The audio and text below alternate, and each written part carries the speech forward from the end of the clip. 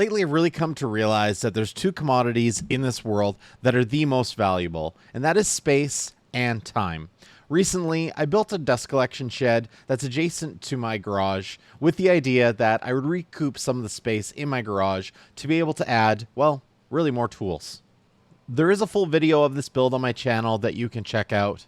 However, this video is more focused on how I was able to relocate my dust collector and cyclone separator and recoup the amount of space that I was inside my garage. Busy Bee recently came out with their Thru wall kit. The idea behind the kit is to allow you to move things like your dust collector and your cyclone separator off of the main footprint of your shop and into an auxiliary building, or in our case, a shed attached to our garage.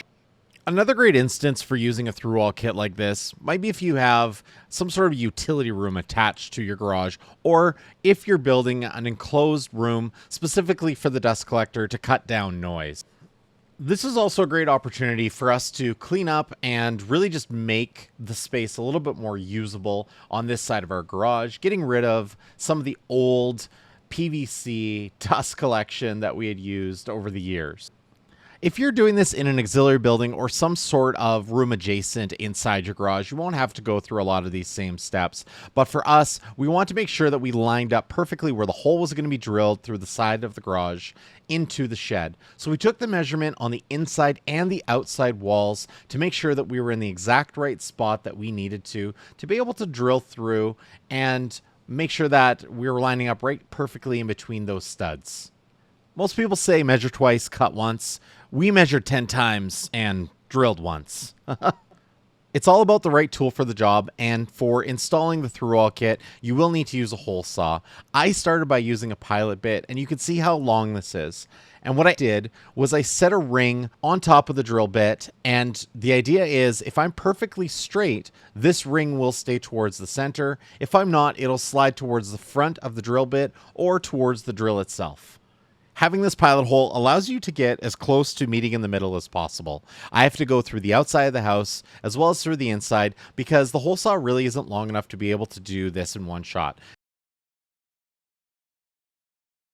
You also need to remember that going through a wall like this, you're probably going to run into some insulation. So you want to make sure that you disturb that as little as possible. For myself, I just pushed the insulation out of the way so it wasn't going to be affected long term, and I definitely didn't pull any of it out of the house.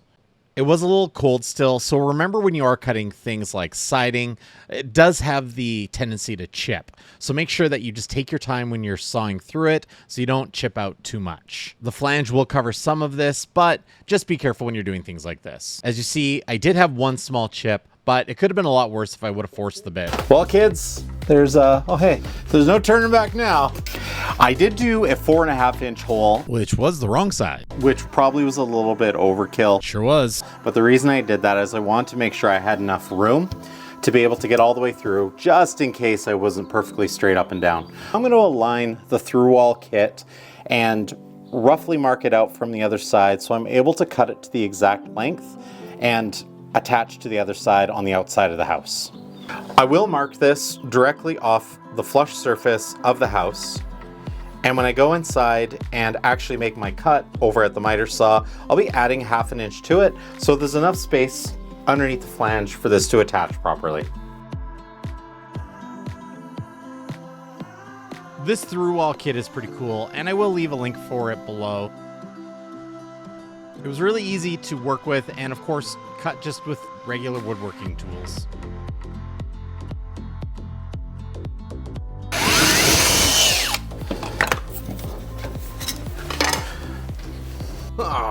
Can anyone spot the problem?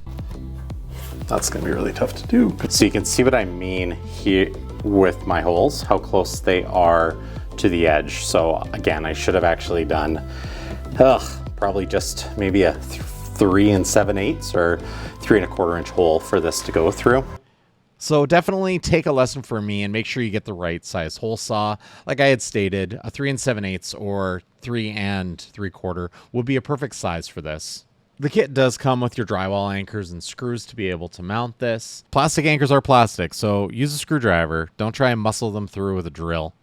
Using a drill is just a recipe for a disaster. It's a lot easier to rip out those plastic inserts when you're using a drill versus using a screwdriver.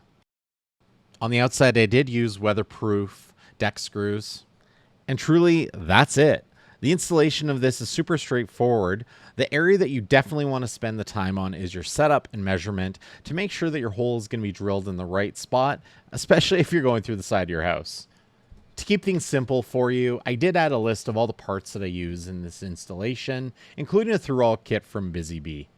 Just a bonus tip, if you are doing something like this and you do need to run power outside of your main building, a remote switch is the best way to be able to turn on the device without having to, for instance, leave your garage in the middle of winter to be able to turn on your dust collector.